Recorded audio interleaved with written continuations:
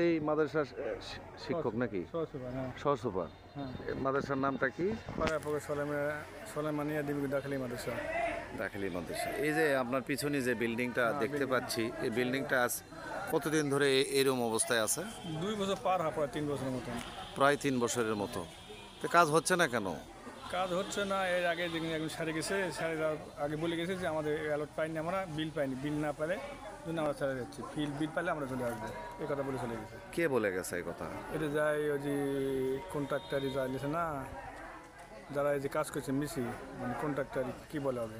হ্যাঁ হ্যাঁ, ঠিকাদার কন্ট্রাক্টার ওইটা মেজাজ আছে, তাই বলে গেছে। এর আগে একজন ছেড়ে গেছে? না, ছেড়ে যায়নি, ওরাই যাওয়ার সময় বলে গেছে যে আমরা বিল পাইনি, বিদায় আমাদের ক্যাশ নাই, আমরা যাচ্ছি, বিল পাইলে ফির চলে আসবো, এই বলতেছে। তবে প্রায় 3 বছর হচ্ছে এরকম কাজ চলতেছে। 2 পার চলে গেছে, 2 পার হয়ে 3-এর কাছাকাছি।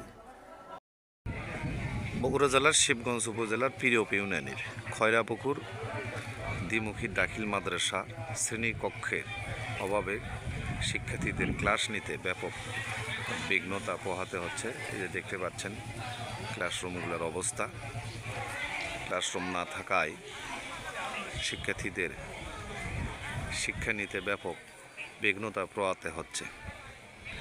পাশে একটি বিল্ডিং দেখতে পাচ্ছেন, আজ প্রায় 3 বছর হলো এই বিল্ডিংটি হচ্ছে না। কোথায় যে ঠেকে যায়, কি হয় বুঝে আসে না। এই যে দেখতে পাচ্ছেন প্রায় 3 বছর। শিক্ষক সাক্ষাৎকারে বললেন প্রায় 3 বছর হচ্ছে এই অবস্থা, বিল্ডিংটি হচ্ছে না।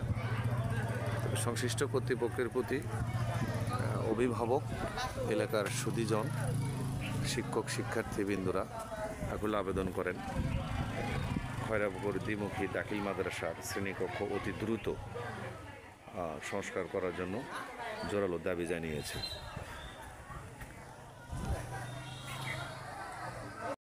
সহকারী অত্র মাদ্রাসা, এই বিল্ডিং বহুদিন থেকে যিনি কন্ট্রাক্টর মানে দায়িত্ব পেয়েছেন, উনি মোটেও কাজ করেন না। প্রায় 2.5 থেকে 3 বছর হচ্ছে। ওনার সাথে বহুবার আমরা যোগাযোগ করেছি, উনি বারবার একই কথা বলেন যে আমি শহর আওয়ামী লীগ করি, কাজ ধীরে ধীরে হবে।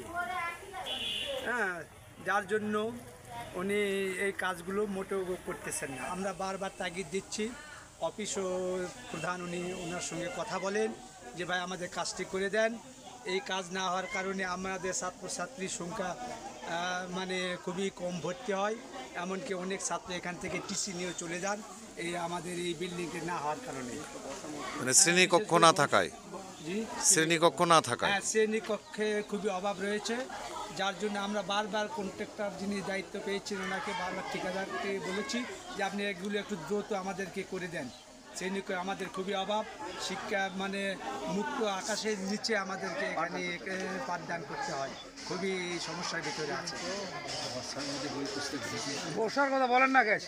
কারণে বিশেষ করে বর্ষার সময়ে এই বর্ষার নিচেই ছাত্রছাত্রীদিকে বই খাতা ভিজে যায় এবং মুক্ত আকাশের নিচে তাদেরকে ক্লাস করতে হয়, রোদ বৃষ্টিতে ভিজে তাদের ক্লাস করতে হয় এবং শ্রেণীকক্ষে ছাদ না থাকার কারণে তাদের বই পুস্তকগুলো ভিজে চলে যায়।